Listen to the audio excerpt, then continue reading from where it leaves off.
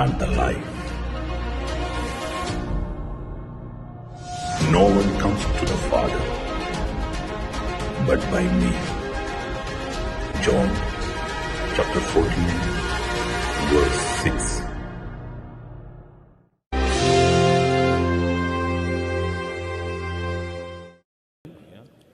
സന്തോഷത്തോടെ hallelujah hallelujah വലുതരം എഴുതി hallelujah hallelujah hallelujah hallelujah. സ്നേഹമുള്ളവരെ, നമ്മുടെ ആത്മീയ ജീവിതത്തിലെ നമ്മളെ വളർത്തുന്ന ഒരു പ്രധാനപ്പെട്ട ചിന്ത, അടിസ്ഥാനപരമായ ഒരു വിചാരം നമുക്ക് മനസ്സിലാക്കിക്കൊണ്ട് ഇന്നത്തെ ആരാധനയിൽ അഭിഷേകം നമ്മൾ പ്രാപിക്കാം. അറിയാം, നമുക്ക് ഭൗതികമായ പല കാര്യങ്ങളും നമുക്ക് ഈശോട് പറയാനുണ്ട്. പക്ഷേ ആത്മീയത എല്ലാ തരത്തിലും വളരെ വിലപ്പെട്ടതാണ്. കർത്താവ് ഒരുപാട് അനുഗ്രഹങ്ങൾ നമുക്ക് തരണം നമ്മൾ ആഗ്രഹിക്കുന്നുണ്ട്. പക്ഷേ ആ അനുഗ്രഹങ്ങളെക്കാൾ ഉപരി അനുഗ്രഹദാതാവായ കർത്താവിനെ നമുക്ക് കിട്ടണം. അതുകൊണ്ട് ധന്യന്മാർ യുവനസ്തിരുമേനി പറഞ്ഞ ഒരു ആപ്തവാക്യമുണ്ട്. പ്രധാനപ്പെട്ട ഒരു വാക്യമാണ് മറിയൂനസ് പിതാവ് പഠിപ്പിച്ചത്. ദൈവ സമ്പാദനമാണ്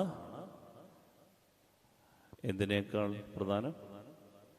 ദൈവ സേവനത്തേക്കാൾ പ്രധാനം എന്ന് പറഞ്ഞാൽ ദൈവത്തെ സമ്പാദിക്കുക, അതാണ് ദൈവത്തെ സേവിക്കുന്നതിനേക്കാളും പ്രധാനം. ദൈവത്തെ സേവിക്കുന്നത് നല്ലതാണ്, പക്ഷേ ദൈവത്തെ സമ്പാദിക്കുക, ഇതാണ് അടിസ്ഥാനപരമായ സുവിശേഷം. അതുകൊണ്ട് നമ്മൾ ഇന്നത്തെ സന്ധ്യയിൽ നിങ്ങൾക്കിഷ്ടമുള്ള ഈ ഒരു വചനം, കാരണം ഈ ആരാധനയ്ക്കൊക്കെ വരുന്നവർ ദൈവ ആത്മീയമായി ആഴപ്പെടാൻ ആഗ്രഹിക്കുന്ന ആളുകളാണ്. ഹല്ലേലൂയ ഹല്ലേലൂയ അല്ലേ? Hallelujah hallelujah. സന്തോഷത്തോടെ ഹല്ലേലൂയ ഹല്ലേലൂയ. നമുക്ക് ഒത്തിരി പ്രതിസന്ധികളുണ്ട്, ഞെരുക്കങ്ങളുണ്ട്. കർത്താവ് പറഞ്ഞു, ലോകത്തിൽ നിങ്ങൾക്ക് ഞെരുക്കമുണ്ടാകും. ഉറപ്പാണ്, ലോകത്തിൽ നിങ്ങൾക്ക് ഞെരുക്കം ഉണ്ടാകും. എന്നിട്ട് ഈശോ പറഞ്ഞെന്താണെന്നറിയാമോ? എങ്കിലും ഭയപ്പെടേണ്ട, ഞാൻ ലോകത്തെ ജയിച്ചിരിക്കുന്നു. ഈശോ പറഞ്ഞു, ഞാൻ ഞെരുക്കത്തെ ജയിച്ചിരിക്കുന്നു എന്ന് പറഞ്ഞോ? ഇല്ല, ശ്രദ്ധിക്കൂ. അതായത് ഈശോ പറഞ്ഞ വചനമാണ്, ലോകത്തിൽ നിങ്ങൾക്ക് ഞെരുക്കമുണ്ടാകും, പക്ഷേ ഭയപ്പെടേണ്ട, ഞാൻ ലോകത്തെ ജയിച്ചിരിക്കുന്നു. ഈശോ പറഞ്ഞു, ഞാൻ ഞെരുക്കത്തെ ജയിച്ചിരിക്കുന്നു എന്ന്.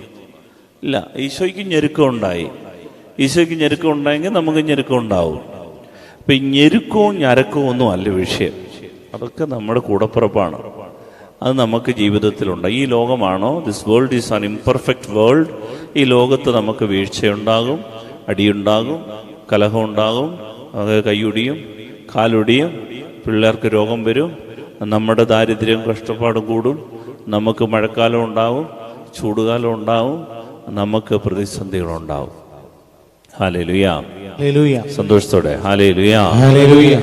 എന്നാൽ ഇതിൻ്റെ എല്ലാം പിന്നിൽ ഈശോ നമ്മളെ പഠിപ്പിക്കുന്ന ഒരു പാഠമുണ്ട്. ഈ ഞെരുക്കത്തെയൊക്കെ ജയിക്കുക എന്നതിലപ്പുറം ഇതിൻ്റെ പിന്നിലുള്ള ലോകത്തെ ജയിക്കുക. ഈ ലോകത്തെ ഞെരുക്കമുണ്ടാക്കുന്ന ലോകത്തെ ജയിക്കാനുള്ള ഒരു വഴിയാണ് എന്ന് ഈശോ നമുക്ക് പറഞ്ഞു തരുന്നത്. Hallelujah hallelujah. ഞാൻ ഒരിക്കൽ ഇത് സൂചിപ്പിച്ചതാണ്, പക്ഷേ ഈ പാഠം ഒരിക്കൽ കൂടി ഞാൻ ആവർത്തിക്കുന്നതിൻ്റെ കാരണം അത്രമേൽ ഇത് പ്രാധാന്യമുള്ളത് കൊണ്ടാണ്. നിങ്ങളൊരു പക്ഷേ തിരക്കുണ്ട്, ഞാനും നിങ്ങളുമൊക്കെ മറന്നുപോകും. അതുകൊണ്ട് ഈ പാഠം നമ്മുടെ ഹൃദയത്തിൽ ആഴപ്പെട്ടാൽ ഈ ഭാരത്തെയൊക്കെ അതിജീവിക്കാനുള്ള കരുത്ത് നമുക്ക് കിട്ടും. അതുകൊണ്ടാണ് ഈ പാഠം നമ്മൾ പഠിക്കുന്നത്. കൊളോസ്യർക്ക് എഴുതിയ ലേഖനം 1-ാം അധ്യായം 26-27 വചനം. കൊളോസ്യർ 1:26-27 വചനം വായിക്കാം. യുഗങ്ങളുടെയും തലമുറകളുടെയും ആരംഭം മുതൽ മറച്ചുവെക്കപ്പെട്ടിരിക്കുന്ന ഈ രഹസ്യം ഇപ്പോൾ അവിടുന്ന് തന്റെ വിശുദ്ധർക്ക് വെളിപ്പെടുത്തിയിരിക്കുന്നു. ഈ രഹസ്യത്തിന്റെ മഹത്വം വിജാതീയരുടെയിടയിൽ എത്ര ശ്രേഷ്ഠമാണെന്ന് വിശുദ്ധർക്ക് വ്യക്തമാക്കി കൊടുക്കാൻ അവിടുന്ന് തീരുമാനിച്ചു. ഈ രഹസ്യമാകട്ടെ മഹത്വത്തെക്കുറിച്ചുള്ള പ്രത്യാശയായ ക്രിസ്തു നിങ്ങളിലുണ്ട് എന്നത് തന്നെ. Hallelujah, hallelujah, hallelujah. ഹല്ലേലൂയ. മഹത്വത്തെക്കുറിച്ചുള്ള പ്രത്യാശയായ ക്രിസ്തു നിങ്ങളിൽ ഉണ്ട്. എന്നെ വളരെ സ്വാധീനിച്ചൊരു വചനമാണിത്. അതായത് നമ്മളൊക്കെ ഇപ്പോൾ വിശുദ്ധ കുർബാന ഇവിടെ എഴുന്നള്ളിച്ചു വെച്ചു. ഈ എഴുന്നള്ളിച്ചു വെച്ച ഈശോയെ നോക്കി നമ്മൾ പ്രാർത്ഥിക്കും. ഈശോയിൽ നിന്നൊരു ശക്തി കിട്ടാൻ നമ്മൾ ആഗ്രഹിക്കും. നല്ലതാണ്. പക്ഷേ ഈ പടി വിട്ടിറങ്ങി കഴിയുമ്പോൾ ഈ ശക്തി ചോർന്നു പോകും. നമുക്ക് ഈ ആലയത്തിനകത്ത് ഒരു പ്രത്യേക അനുഭൂതിയുണ്ട്. നമ്മൾ പ്രാർത്ഥിക്കുമ്പോൾ, ഒന്നിച്ച് നിലവിളിച്ച് പ്രാർത്ഥിക്കുമ്പോൾ, കരഞ്ഞ് പ്രാർത്ഥിക്കുമ്പോൾ, കണ്ണുനീരൊഴുക്കി പ്രാർത്ഥിക്കുമ്പോൾ ഒരു ആശ്വാസമുണ്ട്.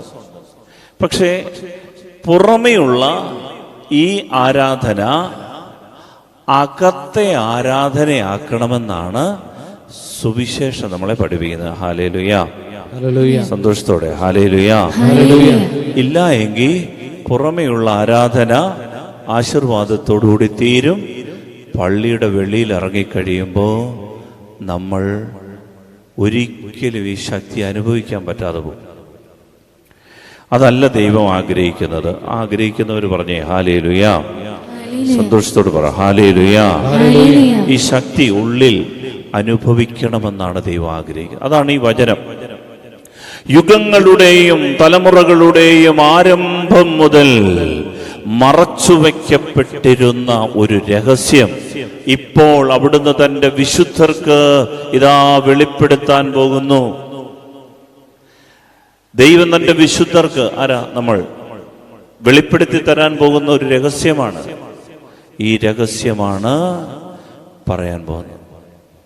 ഈ രഹസ്യമാണ് സുവിശേഷം. കൊളോസ്യർക്ക് എഴുതിയ ലേഖനം ആദ്യം എഴുതിയ സുവിശേഷത്തിലെ ആദ്യത്തെ കാര്യം, ഒരു രഹസ്യം. പൗലോസ്ലീഹ പറയാണ്, മക്കളെ ഈ രഹസ്യം നമ്മൾ അറിയണം. മക്കളെ ഈ രഹസ്യം, ഇതിന്റെ പൊരുള് നമുക്ക് പിടികിട്ടണം. ഇത് പിടികിട്ടിയാൽ നമുക്ക് പിന്നെ പുറത്തെ മനുഷ്യനെ എന്ന് പറയുന്നത്, നമുക്ക് രണ്ടു തരം മനുഷ്യരുണ്ട്. There is an outer man and there is an inner man. നമുക്കൊരു ബാഹ്യ മനുഷ്യനുമുണ്ട്, നമുക്കൊരു ആന്തരിക മനുഷ്യനുമുണ്ട്. ഈ ലോകമുണ്ടല്ലോ, ഈ ബാഹ്യ മനുഷ്യനെ ആണ് എപ്പോഴും നർച്ചർ ചെയ്യുന്നത്. എന്ന് പറഞ്ഞാൽ ഇങ്ങനെ ലാളിച്ചുകൊണ്ടിരിക്കുന്നത്. എന്ന് പറഞ്ഞാൽ നമ്മളിവിടെ പള്ളിയിൽ വരിക, ആത്മീയതയിൽ നമുക്ക് ഈ ഔട്ടർ മാൻ ഉണ്ട്. പള്ളി വരും, ആരാധന എങ്ങനെ ഉണ്ടായിരുന്നു, പാട്ടെങ്ങനെ ഉണ്ടായിരുന്നു, നമ്മളെല്ലാവരും എത്ര പേര് വന്നു, എത്ര പേര് കൈമുത്തി, എത്ര പേര് കാണിക്കയിട്ടു, എത്ര പേര് അച്ഛൻ പറഞ്ഞത് ദിവസം വെള്ള ഉടുപ്പിട്ടുകൊണ്ട് വന്നു, എത്ര പേര് വിശുദ്ധ കുർബാന സ്വീകരിച്ചു, എത്ര പേര്. ഇതൊക്കെയാണ് ഔട്ടർ മാൻ. നമ്മൾ ഇതിനെ വെച്ചുകൊണ്ട് ആത്മീയത അളക്കും. എന്നാൽ there is an inner man, ഒരാന്തരിക മനുഷ്യനുണ്ട്. ഈ ആന്തരിക മനുഷ്യനെ ശക്തിപ്പെടുത്തുക എന്നുള്ളതാണ് സുവിശേഷം. ഹല്ലേലൂയ, സന്തോഷത്തോടെ ഹല്ലേലൂയ, ഹല്ലേലൂയ. അതുകൊണ്ടാണ് നമ്മൾ പാടില്ലേ, യേശുവോടു ചേർന്നിരിപ്പതെത്ര മോദമേ, യേശുവിനായി ജീവിക്കുന്നതെത്ര ഭാഗ്യമേ, യേശുവോടു ചേർന്നിരിപ്പതെത്ര മോദമേ, യേശുവിനായി ജീവിക്കുന്നതെത്ര ഭാഗ്യമേ, ആശതന്നോട്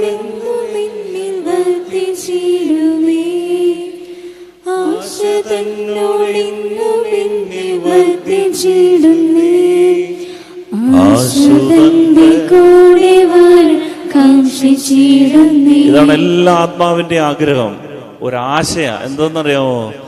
എൻ്റെ ദൈവം എൻ്റെ കൂടെ വാഴാൻ ഞാനിങ്ങനെ കാത്തിരിക്കുക. ഇതുകൊണ്ടാണ് നമ്മൾ ഏത് പ്രതിസന്ധി ഉണ്ടെങ്കിലും മഴയുണ്ടെങ്കിലും പിന്നെയും ആരാധനയ്ക്ക് വരുന്നത്. ശരിയാണ്, ചെറിയ ബുദ്ധിമുട്ടും പ്രയാസമൊക്കെ ഉണ്ട്, അതൊക്കെ മാറണം. സാഹചര്യം, കടമുണ്ട്, ബുദ്ധിമുട്ടുണ്ട്, പ്രതിസന്ധിയുണ്ട്, അതൊക്കെ മാറണം, ശരിയാണ്. പക്ഷെ ഉള്ളിൻ്റെ ഉള്ളിലുണ്ടല്ലോ ഇതെല്ലാം 50 ലക്ഷം രൂപ നമ്മുടെ കൈ കിട്ടിയാലും പിന്നെ ഉള്ളിൽ ഒരു ദാഹം എന്താണെന്നറിയാവോ? ദൈവത്തെ കൊണ്ട് നിറയാത്തോണ്ട. Hallelujah, hallelujah. ഇതാണ് പൗലോസ്ലീഹ പറയുന്നത്. യുഗങ്ങളുടെയും തലമുറകളുടെയും ആരംഭം മുതൽ മറച്ചു വെക്കപ്പെട്ടിരുന്ന ഒരു രഹസ്യമുണ്ട്. പണമോ പ്രതാപമോ കീർത്തിയോ പെരുമയോ പ്രശസ്തിയോ ഡിഗ്രിയോ പത്രാസോ മെഡലോ ട്രോഫിയോ പൈസ കൊണ്ടോ ഒന്നും തൃപ്തിപ്പെടുത്താൻ പറ്റാത്ത ഒരു രഹസ്യമുണ്ട്. ഈ രഹസ്യത്തെക്കുറിച്ച് ഇതാ ഞാൻ പറയാൻ പോകുന്നു, വിശുദ്ധരോട് പറയാൻ പോകുന്നു. എന്നിട്ട് പറയാണ്, ഈ രഹസ്യത്തിന്റെ മഹത്വം വിജാതീയരുടെ ഇടയിലും എത്ര ശ്രേഷ്ഠമാണ് എന്ന് നാം അറിയണം. Hallelujah, hallelujah. അതായത് ഇത് ക്രിസ്ത്യാനികളുടെ ഇടയിൽ മാത്രമുള്ള വിഷയമല്ല. ഇന്ന് ആത്മീയത എന്ന് പറയുന്നത് പള്ളിക്കകത്ത് മാത്രം നിൽക്കുന്ന ഒരു പരിപാടിയായി മാറി. നമുക്ക് കർത്താവിനെ മറ്റുള്ളവർക്ക് കൊടുക്കാൻ പറ്റുന്നില്ല. കൊടുത്താൽ തന്നെ അവര് ഈ കർത്താവിനെ ഞങ്ങൾക്ക് വേണ്ട എന്ന് പറയും. ഈ പള്ളിയിലെ കർത്താവിനെ ഞങ്ങൾക്ക് വേണ്ട, ഞങ്ങളുടെ പള്ളിയിലെ കർത്താവിനെ മതി. അല്ലെങ്കിൽ വിജാതീയരായിട്ടുള്ള ആളുകൾക്ക് ഈ കർത്താവിനെ കുറിച്ച് പറഞ്ഞു കഴിഞ്ഞാൽ അവര് സംശയത്തോടെ നമ്മളെ നോക്കും. ഞങ്ങളെ മതം മാറ്റാൻ വന്നിരിക്കുന്നു എന്നൊക്കെ പറയും. എന്നാൽ ആദിമ സഭ, ഹൈ വോൾട്ടേജ് ഉള്ള സഭ എന്താ ചെയ്തതെന്ന് അറിയാമോ? ആദിമ സഭ ഈ രഹസ്യം അറിഞ്ഞ സഭ. അവർ ഈ രഹസ്യം അറിഞ്ഞിട്ടാണ് സുവിശേഷം കൊടുത്തത്. എന്താണ് ഈ രഹസ്യം എന്നറിയാമോ? വായിക്കാമോ ലിയ? 27-ാം വാക്യം. ഈ രഹസ്യത്തിന്റെ മഹത്വം വിജാതീയരുടെ ഇടയിൽ എത്ര ശ്രേഷ്ഠമാണെന്ന് വിശുദ്ധർക്ക് വ്യക്തമാക്കി കൊടുക്കാൻ അവിടുന്ന് തീരുമാനിച്ചു. ഈ രഹസ്യമാകട്ടെ മഹത്വത്തെ കുറിച്ചുള്ള പ്രത്യാശയായ ക്രിസ്തു നിങ്ങളിലുണ്ട് എന്നത് തന്നെ. മഹത്വത്തെ കുറിച്ചുള്ള പ്രത്യാശയായ ഈശോ, യേശു ക്രിസ്തു എവിടുണ്ട്? ഇവിടുണ്ട്, ഇവിടെ ഉണ്ട്. ഈ ബോധ്യം എൻ്റെ പ്രിയപ്പെട്ട ദൈവമക്കളെ നമുക്കുണ്ടാകണം. ഇല്ലെങ്കിൽ എന്താണെന്നറിയാമോ? നമ്മളെല്ലാം ഭക്തരാ. പള്ളി വരാൻ എങ്ങനെ അറിയാം? പള്ളി വന്നാൽ എങ്ങനെ നിൽക്കണമെന്നറിയാം. വിശുദ്ധ കുർബാന ആശീർവദിക്കുമ്പോൾ കൈകൂപ്പാൻ അറിയാം, മുട്ടുകുത്തി കുമ്പിടാൻ അറിയാം, കുമ്പസാരിക്കാൻ അറിയാം, കുർബാന ഭക്തിയോടെ സ്വീകരിക്കാൻ അറിയാം. അത് ഒരു പൊടി പോലും താഴെ പോരുതേ എന്നുള്ള രീതിയിൽ നമ്മൾ നിന്ന് സ്വീകരിക്കും. നമുക്കെല്ലാം അറിയാം, എല്ലാം അറിയാം. പക്ഷേ പള്ളിയിൽ നിന്ന് വെളിയിലിറങ്ങിക്കഴിയുമ്പോൾ നമുക്ക് ഈ ദൈവാംശം നഷ്ടമായി. പള്ളിക്കകത്ത് കാര്യങ്ങൾ ഇടപെടാനറിയാം, പക്ഷെ പള്ളിക്ക് വെളിയിൽ നമ്മുടെ ചിന്തകളെ നിയന്ത്രിക്കാൻ പറ്റാതാകുന്നു. നമ്മുടെ ബന്ധങ്ങൾ മുറിഞ്ഞു പോകുന്നു. പള്ളിക്ക് വെളിയിൽ നമ്മുടെ സ്വഭാവത്തിന് വൈകൃതങ്ങളും ചതവുകളും ഉണ്ടാകുന്നു. അതാണ് ഈ സന്ധ്യയിൽ കർത്താവ് നമുക്ക് പറഞ്ഞു തരാൻ ആഗ്രഹിക്കും. ഇത് തന്നെ ആവർത്തിച്ച് പറയാൻ വേണ്ടിയിട്ടാണ് ഈ സുവിശേഷത്തിൽ പൗലോസ്ലീഹ ലേഖനങ്ങൾ എഴുതിയിട്ടുള്ളത്. മഹത്വത്തെക്കുറിച്ചുള്ള പ്രത്യാശയായ ക്രിസ്തു പള്ളിക്കകത്തല്ല, അൾത്താരയിലല്ല. ആദ്യമേ നമുക്ക് ബോധ്യപ്പെടേണ്ടത് ഈ ഈശോ എവിടുണ്ട്? എന്റെ ഉള്ളിലുണ്ട്. ഹല്ലേലൂയ, സന്തോഷത്തോടെ ഹല്ലേലൂയ, ഹല്ലേലൂയ.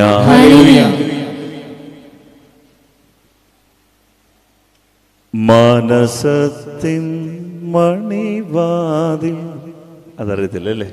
നല്ലൊരു പാട്ടാണ്. മനസത്തിൻ മണിവാതിൽ തുറന്നിടാൻ ആത്മനാഥൻ മുട്ടി ഇന്ന് വിളിക്കുന്നു എന്ന് പറയാം. അവൻ കൊതിക്കുന്നത് എൻ്റെ കൂടെ വസി. അതുകൊണ്ടാണ് ഈശോയുടെ പേര് ഇമ്മാനുവേൽ എന്ന് പറഞ്ഞാൽ ദൈവം നമ്മോട് കൂടെ. The presence of God is with us. ഇത് എൻ്റെ പ്രിയപ്പെട്ട ദൈവമക്കളെ നമ്മൾ പ്രാക്ടീസ് ചെയ്യണം. ഇത് പ്രാക്ടീസ് ചെയ്താൽ നമ്മൾ ആത്മീയ ജീവിതത്തിൽ വളരും. അത് വളരുക ആത്മീയ ജീവിതത്തിൽ മാത്രമല്ല, ഭൗതിക ജീവിതത്തിലും നമ്മളെ കീഴ്പ്പെടുത്താൻ, തോൽപ്പിക്കാൻ ഒരു ശക്തിയും ഉണ്ടാവില്ല. Hallelujah, hallelujah, hallelujah. അതിനാൽ ഈ രഹസ്യത്തിന്റെ മഹത്വം വിശുദ്ധരുടെ ഇടയിലും വിജാതീയരുടെ ഇടയിലും ഇത് ശ്രേഷ്ഠമാണ്. ഇത് വിഷന്നുണ്ടല്ലോ, പിശാച് ഏറ്റവും കൂടുതൽ മറച്ചു കളയും. എന്ത്? ദൈവം നിന്റെ ഉള്ളിലുണ്ട് എന്ന സത്യം. ഈ സത്യം അറിഞ്ഞു കഴിഞ്ഞാൽ പിശാചിനറിയാം പിന്നീട് ഒരിക്കലും നമ്മളെ പിടിച്ചാൽ കിട്ടില്ല. അതുകൊണ്ട് പിശാച് എന്താ ചെയ്യുന്നതെന്ന് അറിയാമോ?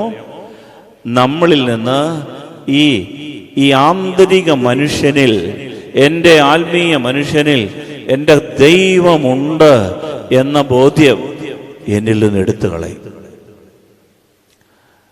ഈ ബോധ്യമുണ്ടെങ്കിൽ എന്നെ ഈ ലോകത്തിൽ നിന്ന് ഇല്ലായ്മ ചെയ്യാനുള്ള എല്ലാ കാര്യവും പിശാച് ചെയ്യും. കാരണം പിശാചിന് ഏറ്റവും കൂടുതൽ അരോചകമുണ്ടാക്കുന്ന, വെറുപ്പുണ്ടാക്കുന്ന വിഷയമാണിത്. അതാണ് യോഹന്നാന്റെ സുവിശേഷം 5-ാം അധ്യായത്തിൽ നമ്മൾ വായിക്കുന്ന വചനം.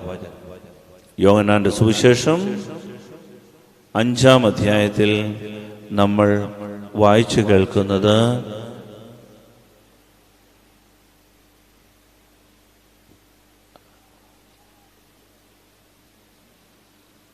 അതായത്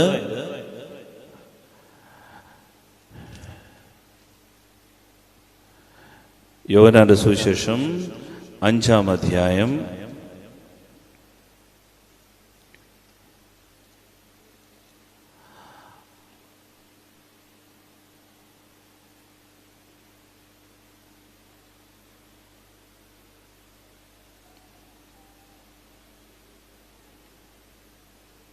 വാക്യം ഞാൻ ഓർക്കുന്നില്ല, എങ്കിലും ഇത്രയേ ഉള്ളൂ. എൻ്റെ പൊരുൾ ഇതാണ്. ഈശോ കർത്താവ് 5-ാം അധ്യായത്തിൻ്റെ 17 മുതലുള്ള വാക്യങ്ങൾ ഇത് വായിച്ചു കേൾക്കാം. യോഹന്നാൻ 5:17 മുതലുള്ള വാക്യങ്ങൾ. യേശു അവരോട് പറഞ്ഞു, ശ്രദ്ധിച്ചു കേൾക്കണം. എന്റെ പിതാവ് ഇപ്പോഴും പ്രവർത്തന നിരതനാണ്. എന്റെ പിതാവ് എന്ന് പറഞ്ഞാൽ ഈശോ പറയാണ്, എന്റെ അപ്പ, എന്റെ ദൈവം ഇപ്പോഴും പ്രവർത്തന നിരതനാണ്. അവൻ പ്രവർത്തിക്കുന്നു. ഞാനും പ്രവർത്തിക്കുന്നു എന്ന് പറഞ്ഞാൽ എൻ്റെ അപ്പൻ പ്രവർത്തിക്കുമ്പോൾ ഞാനും പ്രവർത്തിക്കുന്നു, ഞാൻ പ്രവർത്തിക്കുമ്പോഴും എൻ്റെ അപ്പൻ പ്രവർത്തിക്കുന്നു. രണ്ടുപേരും ഒന്നിച്ച് പ്രവർത്തിക്കുക. ദൈവസാന്നിധ്യം ഈശോയിൽ നിറഞ്ഞു നിൽക്കുന്ന ഒരു അവസ്ഥയാണ്. അടുത്തത്, ഇതുമൂലം അവനെ വധിക്കാൻ യഹൂദർ കൂടുതലായി പരിശ്രമിച്ചു. ഏതുമൂലം? ഈ വാക്ക് പറഞ്ഞത് മൂലം ഈശോയെ കൊന്നുകളയാൻ യഹൂദർ കൂടുതലായി പരിശ്രമിച്ചു. എന്ന് പറഞ്ഞാൽ പിശാച് ഈശോയെ ഈ ഭൂമിയിൽ നിന്ന് നീക്കം ചെയ്യാൻ തീരുമാനിച്ചതിന്റെ കാരണം എന്താണെന്നറിയാമോ? ഈശോ പറഞ്ഞു, ഞാൻ പ്രവർത്തിക്കുമ്പോ എന്നിൽ പ്രവർത്തിക്കുന്നത് ആരാണ്? ദൈവമാണ്. അടുത്ത വചനം വായിച്ചേ. കാരണം അവൻ സാബത്ത് ലംഘിക്കുക മാത്രമല്ല, തന്നെ ദൈവതുല്യനാക്കിക്കൊണ്ട് ദൈവത്തെ തന്റെ പിതാവെന്ന് വിളിക്കുകയും ചെയ്തു. ഈശോ തന്നെ ദൈവതുല്യനാക്കിക്കൊണ്ട് സംസാരിച്ചു എന്ന് പറഞ്ഞാൽ എന്നിൽ ദൈവമുണ്ട് എന്ന് ഈശോയ്ക്ക് ബോധ്യമായി. ഈശോ പറഞ്ഞു, എൻ്റെ അപ്പ എൻ്റെ ഉള്ളിലുണ്ട്. അപ്പ പ്രവർത്തിക്കുകയാണ്, ഞാനല്ല. ഞാൻ പ്രവർത്തിക്കുമ്പോൾ അപ്പ തന്നെ പ്രവർത്തിക്കുന്നേ. ഇത് പറഞ്ഞപ്പോ യഹൂദരവനെ ഏറ്റവും കൂടുതൽ വെറുത്തിട്ട് അവനെ കൊല്ലാൻ തീരുമാനിച്ചു. കാരണം ഒരുവനിൽ ദൈവ സാന്നിധ്യമുണ്ട് എന്ന് അറിഞ്ഞു കഴിഞ്ഞാൽ, പ്രിയപ്പെട്ടവരെ, അവനെ ഈ ലോകത്ത് നിന്ന് നീക്കിക്കളയാൻ പിശാച് ശ്രമിക്കും. ഇതാണ് ബൈബിൾ പറയുന്നത്. പേടിക്കണ്ട എന്ന് പറഞ്ഞാൽ പിശാച് ഏറ്റവും കൂടുതൽ ഭയപ്പെടുന്ന കാര്യമാണ് ഒരു ദൈവ പൈതലിന്റെ ഉള്ളിൽ ഒരു ബോധ്യം കിട്ടി, ദൈവം ഇവിടെ. അതുകൊണ്ടാണ് പൗലോസ് ശ്ലീഹ പറഞ്ഞത്, യോഹന്നാൻ ശ്ലീഹ പറഞ്ഞത്, 1 യോഹന്നാൻ 4:4 പറഞ്ഞത്, എൻ്റെ കുഞ്ഞുമക്കളെ, ദൈവം നിങ്ങളിൽ വസിക്കുന്നു എന്ന് നിങ്ങൾ അറിയുന്നില്ലേ? നിങ്ങളുടെ ഉള്ളിലുള്ളവൻ ലോകത്തിലുള്ളവനേക്കാൾ ആരാണ്? ശക്തനാണ്. നിങ്ങളുടെ ഉള്ളിലുള്ളവൻ ലോകത്തിലുള്ളവനേക്കാൾ ശക്തനാണ്. ഒരാൾ എൻ്റെ അടുത്ത് വന്നിട്ട് പറഞ്ഞു, എൻ്റെ അച്ഛാ, എനിക്കിപ്പം വീട്ടിൽ നിൽക്കാൻ പറ്റില്ല, ആരാണ്ടൊക്കെ കൂടോത്രം ചെയ്താണോ എന്നറിയത്തില്ല, എനിക്ക് പറ്റുന്ന ആഭിചാരമാണെന്ന് അറിയത്തില്ല, എന്നെ തകർക്കാൻ വേണ്ടിയിട്ട് ഒരുമ്പിട്ടിറങ്ങിയിരിക്കുകയാണ് അവരെന്നൊക്കെ പറഞ്ഞിരിക്കുക. എനിക്ക് അങ്ങനെയുള്ള ദൈവമക്കളോട് പറയാനുള്ള ഇത്രയേ ഉള്ളൂ, ഈ തീക്കട്ടയിൽ ഉറുമ്പരിക്കോ? തീക്കട്ടയിൽ ഉറുമ്പരിക്കോ? ഇല്ല. വിശ്വസിക്കണം, നിങ്ങളുടെ ഉള്ളിലുള്ളവൻ ലോകത്തിലുള്ളവനേക്കാൾ ശക്തനാണ്. ഇത് മനസ്സിൽ ആഴപ്പെടുത്തിക്കൊണ്ട് നമ്മൾ പരിശുദ്ധാത്മാവിനോടൊന്ന് പ്രാർത്ഥിക്കാം. എന്ന് ഏറ്റുപറഞ്ഞ് പ്രാർത്ഥിക്കാം. പരിശുദ്ധാത്മാവേ, എഴുന്നള്ളി വരണമേ. അങ്ങയുടെ ഇഷ്ടദാസിയായ പരിശുദ്ധ മറിയത്തിന്റെ വിമല ഹൃദയത്തിന്റെ ശക്തമായ മധ്യസ്ഥതയാൽ എന്നിൽ നിറയണമേ. ഹല്ലേലൂയ. നിങ്ങളുടെ ഉള്ളിലുള്ളവൻ ലോകത്തിലുള്ളവനേക്കാൾ ശക്തനാണ്. നിങ്ങളെ ഒരു ശക്തിക്കും കീഴ്പ്പെടുത്താൻ പറ്റില്ല. അപ്പൊ ചോദിച്ചേക്കാം, ഞങ്ങൾ പാപികളല്ലേ അച്ഛാ, ഒത്തിരി ബലഹീനതകളുള്ളവരല്ലേ അച്ഛാ? പ്രിയപ്പെട്ടവരെ, ഈ പാപത്തിന്റെ അവസ്ഥ എന്താണെന്നറിയാം? ഇരുട്ടാണ്. ഈ ഇരുട്ട് മാറ്റാൻ വേണ്ടിയിട്ട് നമ്മൾ എന്താ ചെയ്യാറുള്ളേ? ഇരുട്ട് മാറ്റാൻ ഇരുട്ടിനോട് ഇരുട്ടെ വിട്ടു, ഇരുട്ടെ പറഞ്ഞിട്ട് കാര്യമുണ്ടോ? ഇരുട്ടിനെ ബന്ധിച്ച് പറഞ്ഞിട്ട് കാര്യമുണ്ടോ? ഇരുട്ട് പാപാവസ്ഥയാണ്. ആ പാപാവസ്ഥ മാറ്റാൻ ഒരു മെഴുകുതിരി വെട്ടം കത്തിച്ചാൽ, ഒരു ലൈറ്റ് ഇട്ടാൽ മതി. വെളിച്ചം വരുമ്പോൾ ഇരുള് മാറും. ഹല്ലേലൂയ. സന്തോഷത്തോടെ ഹല്ലേലൂയ. അതുകൊണ്ടാണ് നമുക്ക് ഈ ബോധ്യമുണ്ടാകേണ്ടത്. ലോകത്തിന്റെ പ്രകാശമായ ക്രിസ്തു എന്റെ ഉള്ളിലുണ്ട് എന്ന് വെട്ടം കിട്ടിത്തുടങ്ങിയ, ബോധ്യം കിട്ടിത്തുടങ്ങിയ പിന്നെ പാപം വിട്ടു. ആരാ പാപം ചെയ്യുന്നതെന്ന് അറിയാമോ? നമ്മളൊക്കെ ബലഹീനരാണ്. നമ്മൾ പാപം ചെയ്യുന്നതിന്റെ ഒരു കാരണം എന്താണെന്നറിയാമോ? പാപം ചെയ്യുന്നത് ഈ സ്വാഭാവിക ജീവിതത്തിൽ, നാച്ചുറൽ ലോകത്തിൽ ജീവിച്ച് പോകുന്നവരാണ് പാപം ചെയ്തു പോകുന്നത്. ഈ സാന്നിധ്യം ഉള്ളിലുണ്ട് എന്ന് നമ്മൾ ബോധ്യപ്പെട്ട് കഴിഞ്ഞാൽ പ്രലോഭനങ്ങൾ കൂടും. പക്ഷേ ബോധ്യമായി കഴിഞ്ഞാൽ പിന്നെ പാപം ചെയ്യാതിരിക്കാൻ പറ്റും. ഹല്ലേലൂയ. വീണു പോകും, പക്ഷേ എന്നാലും നമ്മൾ വീണ്ടും എഴുന്നേൽക്കും, പിടിച്ചു നിൽക്കും.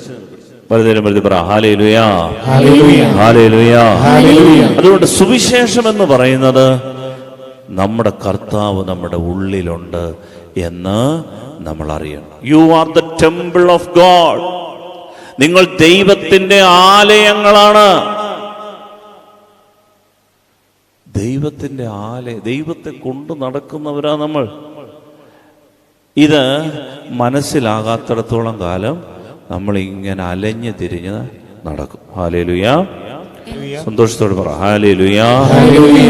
ഈ രഹസ്യത്തിന്റെ മഹത്വം കർത്താവ് നമുക്ക് പറഞ്ഞു തരികയാണ്. സുവിശേഷം പഠിപ്പിക്കുന്ന ഈ മഹാരഹസ്യം നമുക്ക് പറഞ്ഞു തരികയാണ്. മഹത്വത്തെക്കുറിച്ചുള്ള പ്രത്യാശയായ ക്രിസ്തു എൻ്റെ ഉള്ളിൽ ഉണ്ട്. കൊരിന്ത്യരെ സഭയ്ക്ക് എഴുതിയ 2-ാം ലേഖനത്തിന്റെ 13-ാം അധ്യായം 5-ാം വാക്യം കൂടി വായിക്കാം. 2 കൊരിന്ത്യർ 13-ന്റെ 5-ാം തിരുവചനം. നിങ്ങൾ നിങ്ങളുടെ വിശ്വാസത്തിൽ നിലനിൽക്കുന്നുണ്ടോ എന്ന് പരിശോധിക്കുവിൻ. നിങ്ങളെ തന്നെ പരീക്ഷിച്ചറിയുവിൻ. യേശുക്രിസ്തു നിങ്ങളിലുണ്ട് എന്ന് നിങ്ങൾക്ക് ബോധ്യമായിട്ടില്ല. യേശുക്രിസ്തു നിങ്ങളിലുണ്ട് എന്ന് നിങ്ങൾക്ക് ബോധ്യമായിട്ടില്ലേ? ഇല്ലെങ്കിൽ നിങ്ങൾ തീർച്ചയായും പരീക്ഷയിൽ പരാജയപ്പെട്ടിരിക്കുന്നു. ആ ബോധ്യം ഇത് വളരെ പ്രധാനപ്പെട്ടതാണ്. അതിന്റെ ഈ ബോധ്യം അത് തലയിൽ മാത്രമല്ല ഹൃദയത്തിലേക്ക് ഇറങ്ങണം. ഇത് ഫസ്റ്റ് ഫ്ലോറിൽ മാത്രമല്ല, ഇത് ടോപ്പ് ഫ്ലോറിൽ നിന്ന് ഫസ്റ്റ് ഫ്ലോറിലേക്കും ഗ്രൗണ്ട് ഫ്ലോറിലേക്കും ഒക്കെ ഇറങ്ങണം. ഇതിങ്ങോട്ട് താഴ്ത്തിറങ്ങണം, ഹൃദയത്തിലേക്ക് വരണം. യേശു എൻ്റെ ദൈവം എൻ്റെ കൂടെ ഉണ്ട്. നമ്മുടെ പൂർവികർ, നമ്മുടെ മാതാപിതാക്കളെയൊക്കെ പിടിച്ചു നിർത്തിയത് എനിക്കെൻ്റെ ദൈവമുണ്ട് എൻ്റെ കൂടെ, എൻ്റെ കർത്താവിൻ്റെ കൂടെ ഉണ്ട്. ഈ ഒരു ബോധ്യമാണ് ഈ കാലഘട്ടത്തിൽ നഷ്ടപ്പെട്ടു. നമ്മൾ അന്യം നിന്ന് പോകുന്നതിൻ്റെയും ഭയപ്പെടുന്നതിൻ്റെയും നമ്മൾ പല കാര്യങ്ങളിൽ പാതി വെച്ച് നിർത്തുന്നതിൻ്റെയും വഴിക്ക് വെച്ച് പണി നിർത്തി പോകുന്നതിൻ്റെയൊക്കെ കാര്യം എന്താണെന്നറിയാവോ പ്രിയപ്പെട്ടവരെ? ഈ ബോധ്യം ആഴപ്പെടാത്തതാണ്. നിങ്ങളോടൊരു രഹസ്യം പറയാം. ഇന്ന് കേരളത്തിൽ ഒരുപാട് ധ്യാന കേന്ദ്രങ്ങളുണ്ട്, പലതും പൂട്ടി. കാരണം ഈ ആത്മീയതയുടെ ഒരു വിഷയം എന്താണെന്നറിയാമോ? പുറത്തുള്ള ഈ ക്രിസ്തുവിനെ കാണിച്ചു കൊടുക്കുകയാണ്. പുറത്തുള്ള അടയാളങ്ങളും അത്ഭുതങ്ങളും പുറത്തുള്ള കാര്യങ്ങളും പുറത്തുള്ള ക്രമീകരണങ്ങളും ആരാധനാ രീതികളും ശൈലികളും പുറത്തുള്ള ആളുകളും സിദ്ധികളും ഒക്കെ കാണിച്ച് കാണിച്ച് കാണിച്ച് കാണിച്ച് കുറേ കഴിഞ്ഞപ്പോൾ ഈ ആളുകളുടെ മനസ്സിൽ എന്നിട്ടും ഒരു വാക്വം ഫീൽ ചെയ്യാണ്, എന്നിട്ടും ഒരു ശൂന്യത. അതാണ് ഈ ധ്യാന കേന്ദ്രത്തിൽ നിന്ന് കാറ്റ് അവിടോട്ട് വീശുന്നു കാണുമ്പോൾ അങ്ങോട്ട് ഓടും, അവിടുന്ന് മറ്റൊരു കാറ്റ് അങ്ങോട്ട് വീശുന്നത് അങ്ങോട്ട് പോകും. ഇങ്ങനെ ഓടി ഓടി ഓടി നമ്മളിങ്ങനെ നടക്കുമ്പോ എൻ്റെ പ്രിയപ്പെട്ടവരെ, ദൈവാത്മാവ് നമ്മളോട് പറഞ്ഞു തരുന്ന കാര്യം, മക്കളെ കസ്തൂരിമാൻ കണക്കെയാണ് നീ. കസ്തൂരിമാന്റെ പ്രത്യേകത എന്താണെന്നറിയാമോ? കസ്തൂരിമാന് ഒരു മണം. കസ്തൂരിമാൻ ഈ മണം പിടിച്ച് ഇങ്ങനെ നടക്കുകയാണ്, ഓടുക ഓടുക. കസ്തൂരിമാന്റെ മണം എവിടെ നിന്നാണ് വരുന്നത്? അതിൻ്റെ കൊമ്പുകൾക്കിടയിൽ നിന്നാണ് ഈ കസ്തൂരി മണം.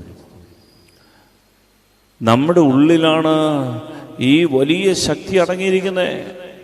ആലോചിച്ച് നോക്കിയേ, പ്രാർത്ഥിച്ച് പ്രാർത്ഥിച്ച് പ്രാർത്ഥിച്ച് ഈ ക്രിസ്തു സാന്നിധ്യം, ദൈവ സാന്നിധ്യം ഉള്ളിൽ കൊണ്ട് നടന്ന നമ്മുടെ നാട്ടിലെ ചില പാവപ്പെട്ട മനുഷ്യർ ഇന്ന് ഏത് നിലയിലെത്തിയിട്ടുണ്ടെന്നറിയോ? എന്നാൽ എല്ലാം ഉണ്ടായിരുന്നവര് ഒരു തുണ്ട് മണ്ണ് പോലും ഇല്ലാത്ത അവസ്ഥയിലൊക്കെ എത്തും. ചില ആളുകളൊക്കെയാണ് ദൈവം ഉയർത്തുന്നതിന്റെ കാര്യം എന്താണെന്നറിയാമോ?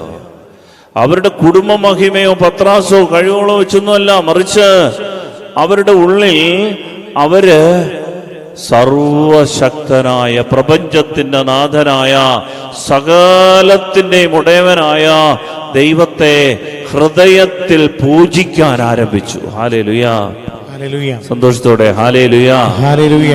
ഇല്ലെങ്കിൽ നമ്മൾ എപ്പോഴും ഒരു റിലേറ്റഡ് സ്പിരിച്വാലിറ്റിയിലാവും. എന്ന് പറഞ്ഞാൽ നമ്മൾ ആപേക്ഷികമായ ഒരു സ്പിരിച്വാലിറ്റി. ആ അച്ഛന് പ്രാർത്ഥിക്കുന്ന അച്ഛനാണോ, ആ അച്ഛൻ്റെ കാലത്ത് കുറച്ച് സ്പിരിച്വാലിറ്റി. ആ അച്ഛൻ പോയി കഴിഞ്ഞപ്പോൾ വേറൊരു അച്ഛൻ വന്നു. ആ അച്ഛന് ഇവിടെ എന്താണ് വേറൊരു സ്പിരിച്വൽ ലൈഫാണ്. എന്ന് പറഞ്ഞാൽ അച്ഛന് പ്രകൃതിയോടൊക്കെ ഇഴുകിച്ചേർന്നൊരു ജീവിതം, ചെടിയൊക്കെ വളർത്തുക, മരങ്ങളൊക്കെ വളർത്തുക. അപ്പോൾ ആളുകളെല്ലാം കൂടെ കുറച്ച് നാൾ നമുക്ക് ഇനിയും കുറെ കർഷകരായി മാറാം.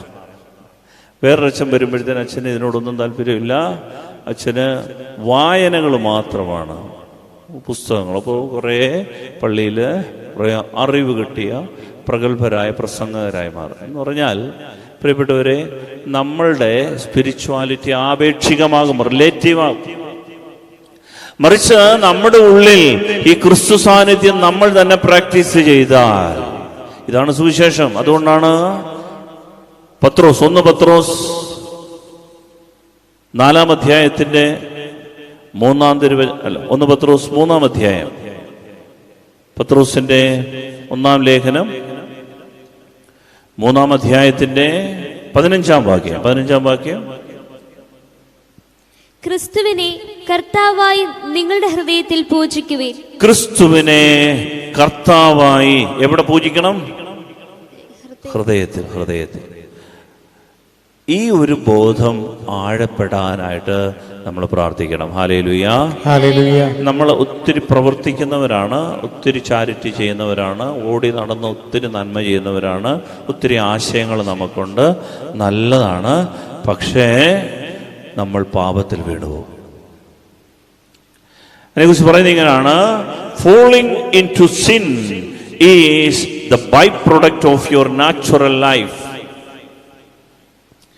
Falling into sin is the byproduct of your natural life. എന്ന് പറഞ്ഞാൽ പ്രകൃതിദത്തമായ ഒരു സ്വാഭാവിക ജീവിതം നമുക്കുണ്ട്. എല്ലാവരെയും പോലൊരു ജീവിതം നയിക്കുന്നവരാണെങ്കിൽ പ്രിയപ്പെട്ടവരെ, നമ്മൾ പാപത്തിൽ വീണുപോകും.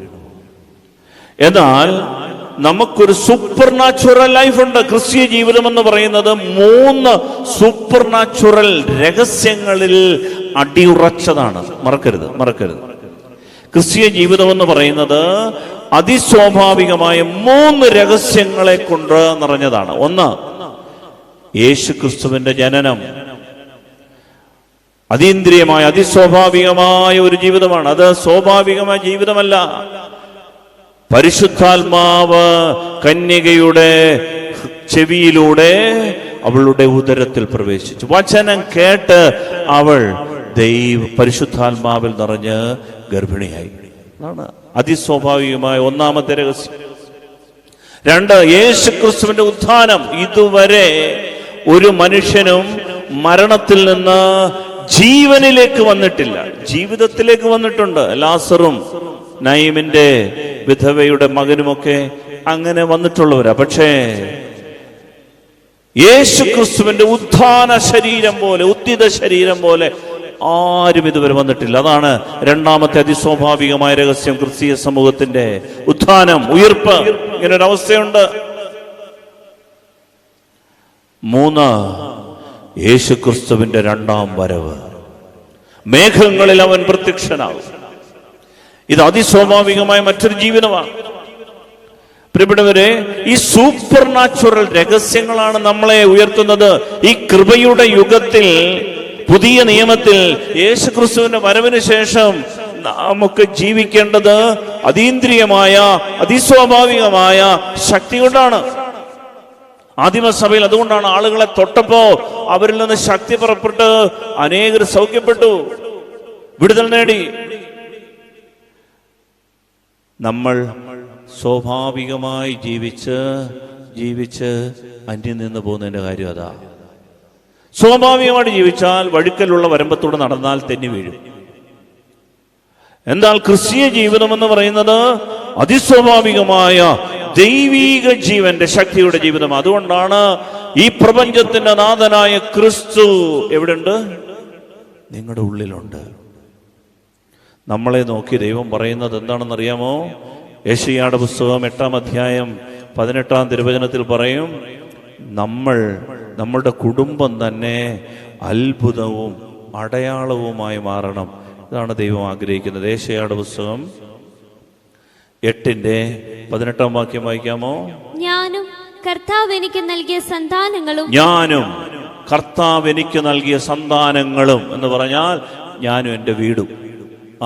സിയോൻ പർവ്വതത്തിൽ വസിക്കുന്ന സൈന്യങ്ങളുടെ കർത്താവിൽ നിന്നുള്ള ഇസ്രായേലിലെ അടയാളങ്ങളും അത്ഭുതങ്ങളുമായി, ഇസ്രായേലിന്റെ അടയാളങ്ങളും അത്ഭുതങ്ങളുമായി ഞാനും എന്റെ കുടുംബവും മാറും.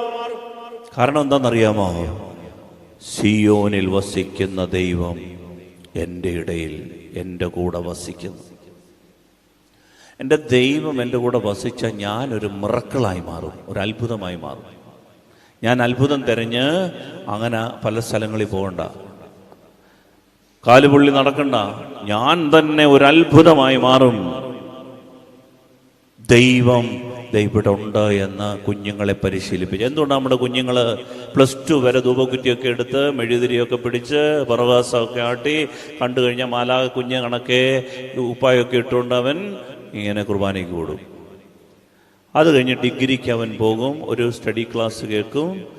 ആ സ്റ്റഡി ക്ലാസ് കേട്ടതോടുകൂടി പിന്നെ അവന് ദൈവമില്ല, പിന്നെ അവന് നിരീശ്വരവാദി, പിന്നെ അവൻ യുക്തിവാദി. അവന് പിന്നെ പള്ളിയിൽ പ്രസംഗം എല്ലാം കഴിഞ്ഞിട്ട് വന്നു കുമ്പസാരിക്കുകയല്ല, കുർബാന ശരിക്കുക, അവന് വിശ്വാസമില്ല. എന്തേ നമ്മുടെ പെൺകുഞ്ഞുങ്ങൾ 10ാം ക്ലാസ് +2 ഒക്കെ കഴിഞ്ഞ് സൺഡേ സ്കൂളൊക്കെ പഠിപ്പിച്ചുകൊണ്ടിരുന്നിട്ട് ആരാണ്ട് കണ്ണും കാലും കാണിച്ചപ്പോഴേ ഇട്ടേച്ച് സഭയും വേണ്ട പള്ളിയും വേണ്ടെന്ന് കരുതി ആരുടെ കൂടെ പോകുന്നത്? പ്രിയപ്പെട്ടവർ, ഇത് കിട്ടുന്നില്ല, ബാക്കിയെല്ലാം ഉണ്ട്. ഇതിനാണ് ഈശോ വന്നത്. മഹത്വത്തിന്റെ പ്രത്യാശയായ ക്രിസ്തു കുഞ്ഞ് നിന്റെ ഉള്ളിൽ ഉണ്ട്.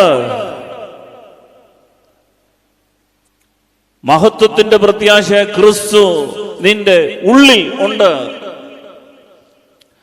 ഈ ബോധ്യം ജനിക്കാതെ പോകുന്നിടത്തോളം കാലം നമ്മൾ അന്യം നിന്നു പോകും. പ്രിയപ്പെട്ടവരെ, നമ്മൾ പുറമേ ഒരു ദൈവത്തെ ആരാധിച്ച് അങ്ങോട്ട് നിൽക്കണം, ഇങ്ങോട്ട് നിൽക്കണം, അത് എല്ലാം വേണം.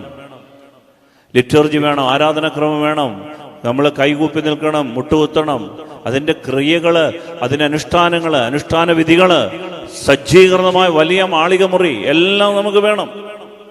പക്ഷേ കിട്ടേണ്ട അടിസ്ഥാനപരമായ രഹസ്യം ഇതാണ്: ഈ ദൈവം എൻ്റെ ഉള്ളിൽ ഉണ്ട്.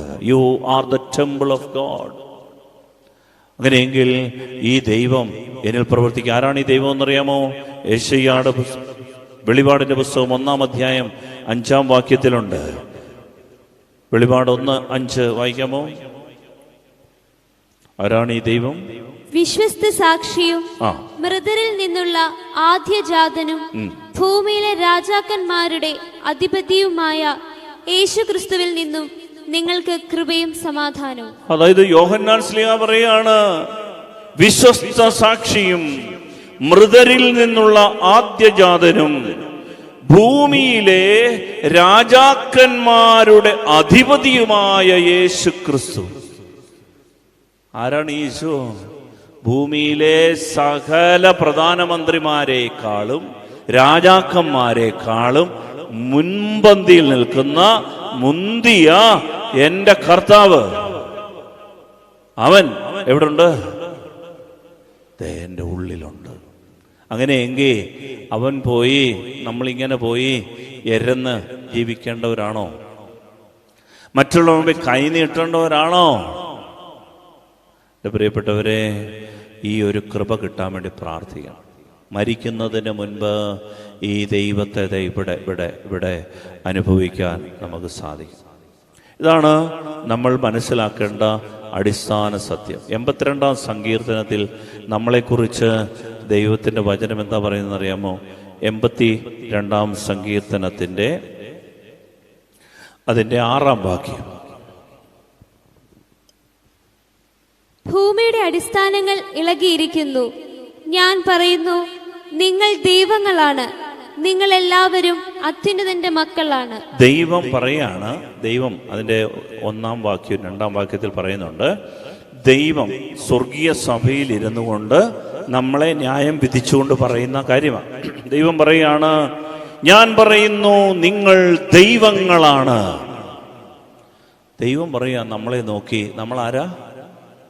ദൈവങ്ങളാ. അതാണ് യോഹന്നാന്റെ സുവിശേഷം 10-ാം അധ്യായം 31-ാം തിരുവചനത്തിലും പറയുന്നുണ്ട്, ദൈവത്തിന്റെ വചനം ആരുടെ അടുക്കലേക്ക് വന്നുവോ അവരെ അവൻ ദൈവങ്ങളെന്ന് വിളിച്ചു എന്ന് പറഞ്ഞാൽ, ദൈവ സാന്നിധ്യം പേറുന്ന നമ്മളെ നോക്കി ദൈവം പറയാ, മക്കളെ നിങ്ങൾ ദൈവങ്ങളാ, അത്യുന്നതന്റെ സന്തതികളാ. പക്ഷെ സങ്കടം എന്താണെന്നറിയാം? അടുത്ത വചനത്തിൽ ദൈവം സങ്കടപ്പെടുന്നത് എങ്കിലും 7-ാം വാക്യം, എങ്കിലും നിങ്ങൾ മനുഷ്യരെ പോലെ മരിക്കും. നമ്മളുടെ ഗതി ഇതാ, എങ്കിലും നമ്മൾ മനുഷ്യരെ പോലെ മരിക്കാനാ വിധി എന്ന് പറഞ്ഞാൽ, ഐസിയുവിൽ കൈയും കാലും കൂട്ടിക്കെട്ടി അങ്ങനെ വലിച്ച് മരിക്കാനാണ് നമ്മുടെ വിധി. കാരണം എന്താണെന്നറിയോ? ഒരിക്കൽ പോലും ജീവിതത്തിൽ ഈ ദൈവം എൻ്റെ ഹൃദയത്തിലുണ്ട് എന്ന് നമുക്ക് ബോധ്യം കിട്ടിയിട്ടില്ല. പിശാച് ഇത് മറച്ചു കളയും. എന്നിട്ട് നമ്മളെ ഒരു ധ്യാനം കൂടിച്ചിട്ട് പറയും, സൂപ്പർ ധ്യാനമായിരുന്നു, നന്നായിരുന്നു. എത്ര ധ്യാനം കൂടി? എഴുതി കുറിച്ച് വെച്ച നോട്ട് ബുക്കൊക്കെ ഒന്ന് നോക്കിയാൽ മതി. എത്ര പ്രാർത്ഥന, എത്ര വചനം കേട്ടു. പക്ഷേ എന്നിട്ടും നമുക്കൊരിക്കലും ഒരു എഴുന്നേൽപ്പില്ല എങ്കിൽ അതിൻ്റെ അർത്ഥം ഈ സത്യം നമ്മൾ മറന്നുപോകും. രാജാതിരാജനായ ദൈവം എൻ്റെ ഉണ്ടെങ്കിൽ അവൻ്റെ കയ്യിൽ എന്താ ഇല്ലാത്തേ? എന്നിട്ടാണോ നമ്മൾ ഇരക്കേണ്ടി വരുന്നത്? പ്രിയപ്പെട്ടവരെ, ദൈവം സങ്കടപ്പെടുന്ന ഒരേ ഒരു കാര്യം ഇതേ ഉള്ളൂ, ദൈവമക്കൾ ഒരിക്കലും ദൈവ സാന്നിധ്യം അനുഭവിക്കുന്നില്ല. The presence of God is with us. Emmanuel, ദൈവം നമ്മോടുകൂടി. ഇതിനാണ് ഈശോ ഭൂമിയിലേക്ക് വന്നത്, നിനക്ക് ജീവൻ ഉണ്ടാകാൻ, സമൃദ്ധമായ ജീവൻ, life in its abundance. 10 cent സ്ഥലം തരാനോ ഒരു അഡ്മിഷൻ തരാനോ ഒന്നും അല്ല ഈശോ വന്നത്.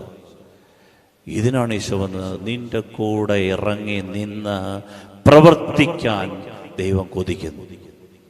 നിനക്ക് വേണ്ടി പണി ചെയ്യാൻ, അധ്വാനിക്കാൻ, നിന്നെ ഈ ലോകത്തിന്റെ നെറുകയിലെത്തിക്കാൻ, നിന്റെ കൂടെ വസിക്കാൻ ദൈവം ആഗ്രഹിക്കുന്നു. ഇത് ബോധ്യമായി വരണമെന്ന് പ്രാർത്ഥിക്കാം. പരിശുദ്ധാത്മാവേ എഴുന്നള്ളി വരണമേ, പരിശുദ്ധാത്മാവേ എഴുന്നള്ളി വരണമേ.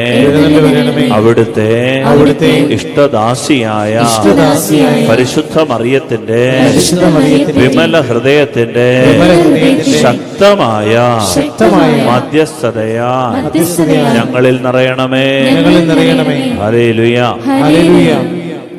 ഞാൻ ഒരിക്കൽ പറഞ്ഞാണ്, നമ്മളുടെ ഈ മുരിക്കൽ പിതാവ് പറഞ്ഞൊരു സംഭവം, ഈ കഴുകൻ കുഞ്ഞിൻ്റെയും കാക്കകളുടെയും കഥ. കഴുകൻ കുഞ്ഞ് വന്ന് ഇങ്ങനെ ഓലയിലിരുന്നപ്പോൾ കാക്കകളെല്ലാം കൂടി ഇട്ട് ഞോണ്ടാൻ തുടങ്ങി. അപ്പോൾ ദേഷ്യപ്പെട്ട് ഒരാൾ കല്ലെടുത്തെറിഞ്ഞ് കാക്കകളെ ഓടിക്കുക. കാരണം നല്ലൊരു കഴുകൻ കുഞ്ഞിനെ കാക്കകളിട്ട് ഞോണ്ടുക.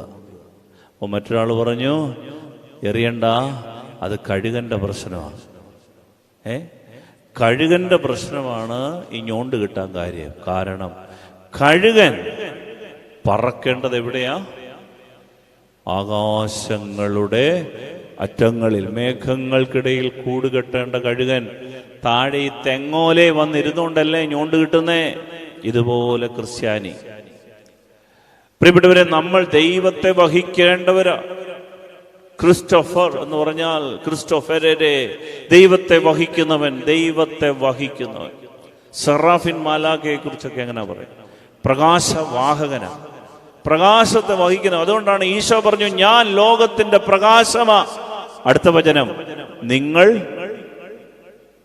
ലോകത്തിന്റെ പ്രകാശമാ. ഈശോ പറഞ്ഞു, ഞാൻ ലോകത്തിന്റെ പ്രകാശമാ. അതേ സുവിശേഷത്തിൽ, യോഹന്നാന്റെ സുവിശേഷത്തിൽ പറയാണ്, നിങ്ങൾ ലോകത്തിന്റെ പ്രകാശമാ എന്ന് പറഞ്ഞാൽ ക്രിസ്തുവിനെ വഹിക്കുന്ന നമ്മള് പ്രകാശമാ. ഈ ബോധ്യ പിശാച് തരത്തിൽ ഇതങ്ങ് മായ്ച്ചു കളയും. എന്നിട്ട് നമ്മൾ എന്നും അയ്യോ പാവി, അയ്യോ ദുരിതമാണ്, അയ്യോ സങ്കടമാണ്. പ്രിയപ്പെട്ടവരെ, പരിഹാരം ഒന്നേ ഉള്ളൂ. ഇന്നു മുതൽ ഒരു 3 മാസത്തേക്ക് നമ്മൾ ഒന്നിച്ച് ധ്യാനിക്കേണ്ട ഒരു വിഷയമാണ്. എന്താണെന്നറിയാവോ? ഈശോ എൻ്റെ ഉള്ളിലുണ്ട്. ഹല്ലേലൂയ. ഇത് ബോധ്യപ്പെടണം. ഇത് ബോധ്യപ്പെട്ട് ഇല്ല എങ്കിൽ പ്രിയപ്പെട്ടവരെ, ഈ കൊട്ടിഘോഷങ്ങളും ആഘോഷങ്ങളും ഒക്കെ പെട്ടെന്ന് തീരും, ആത്മാവ് നഷ്ടമാകുകയും ചെയ്യും. ഈ ബോധ്യം ഉള്ളിൽ കിട്ടിയെങ്കിൽ മാത്രമേ നമ്മൾ ആത്മീയ ശക്തിയാൽ വളരുകയുള്ളൂ. അതിനാൽ ഈ ദൈവം നമ്മിൽ നിന്ന് പറഞ്ഞു തരുന്ന ആഗ്രഹം നമ്മൾ ആഴങ്ങളിലേക്ക് ഉൾപ്പെടുത്തണം, ഉള്ളിൽ ഉൾക്കൊള്ളണം. എൻ്റെ കർത്താവ് എൻ്റെ ഹൃദയത്തിലാണ്. അതുകൊണ്ടാണ് പൗലോസ്ലീഹായൊക്കെ അഭിമാനത്തോട് പറഞ്ഞത്, ഞാനല്ല, ക്രിസ്തുവാണ് എന്നിൽ ജീവിക്കുന്നത്. ഞാനല്ല, എന്നിൽ ജീവിക്കുന്നത് ക്രിസ്തുവാണ്. എന്നിട്ട് പൗലോസ്ലീഹ പറയാണ് 2 കൊരിന്ത്യർ 5:14-15 വാക്യങ്ങളിൽ, ഒരുവൻ എല്ലാവർക്കും വേണ്ടി മരിച്ചുവെന്നും അതിനാൽ എല്ലാവരും മരിച്ചുവെന്നും ഞങ്ങൾക്ക് ബോധ്യമുള്ളതിനാൽ ക്രിസ്തുവിന്റെ സ്നേഹം ഞങ്ങൾക്ക് ഉത്തേജനം നൽകുന്നു. ഈ പൗലോസ്ലീഹ പറയാണ്, ഞങ്ങളെ ഒരു കാര്യം ചെയ്യാൻ പ്രേരിപ്പിക്കുന്നത് ഉള്ളിലിരുന്ന് ക്രിസ്തുവിന്റെ സ്നേഹം അങ്ങോട്ട് പ്രചോദിപ്പിക്കുക. ഇങ്ങനെ ഒരു ലൈഫാണ് ദൈവം ആഗ്രഹിക്കുന്നത്. പ്രിയപ്പെട്ടവരെ, നമ്മുടെ ജീവിതം പിടിച്ചു നിൽക്കുക, പാതി വഴിക്ക് ഇട്ടേച്ച് പോകാതിരിക്കണമെങ്കിൽ എന്താ ചെയ്യേണ്ടതെന്നറിയാം? ഈ ഉള്ളിൻ്റെ ഉള്ളിൽ ക്രിസ്തുവിന്റെ സ്നേഹം നമ്മളെ പ്രചോദിപ്പിക്കണം. ബുദ്ധി കൊണ്ടും പ്രാക്ടീസ് കൊണ്ടും ഒക്കെ കുറച്ച് ചെയ്യാം. പക്ഷേ ഉള്ളിൻ്റെ ഉള്ളിൽ നാച്ചുറലായിട്ട് ദൈവം തരുന്ന ഈ പ്രചോദനമുണ്ട്. ക്രിസ്തുവിന്റെ സ്നേഹം നമ്മളെ ഉത്തേജിപ്പിക്കണം. ഇതാണ് സുവിശേഷം. ഇത് പുറമെ ആരെങ്കിലും തരുന്നതല്ല.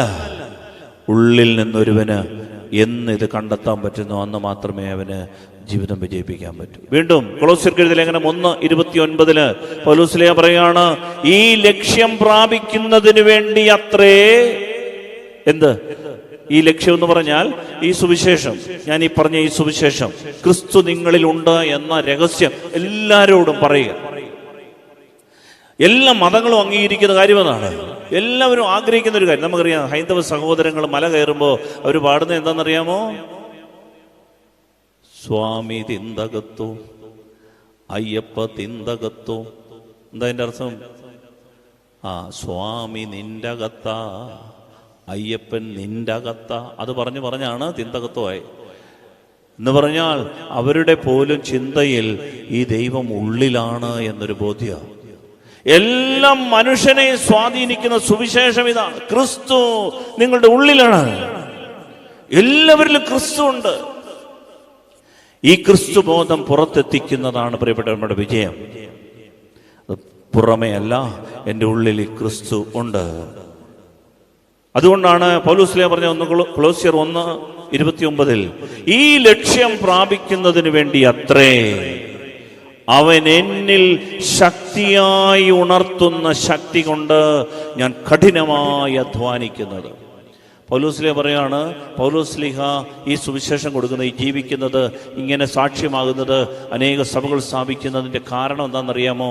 യേശു ക്രിസ്തു ഉള്ളിലിരുന്ന് ഒരു ശക്തമായി ഒരു ശക്തി ഉണർത്തി കൊടുക്കുക. ഇതാണ് കുടുംബജീവിതത്തിലും, ഇതാണ് സഭാജീവിതത്തിലും, വ്യക്തി ജീവിതത്തിലും വിജയം വരിക്കാനുള്ള ഏക വഴി. ക്രിസ്തു മാർഗമെന്ന് പറയുന്നത് ഉള്ളിൽ ക്രിസ്തു ഉണ്ട്. ഹല്ലേലൂയ. സ്വരമെഴുതി പറ, ഹല്ലേലൂയ, ഹല്ലേലൂയ. അവൻ എന്നിൽ ശക്തിയായി ഉണർത്തുന്ന ശക്തി കൊണ്ട് ഞാൻ കഠിനമായി അധ്വാനിക്കുന്നു.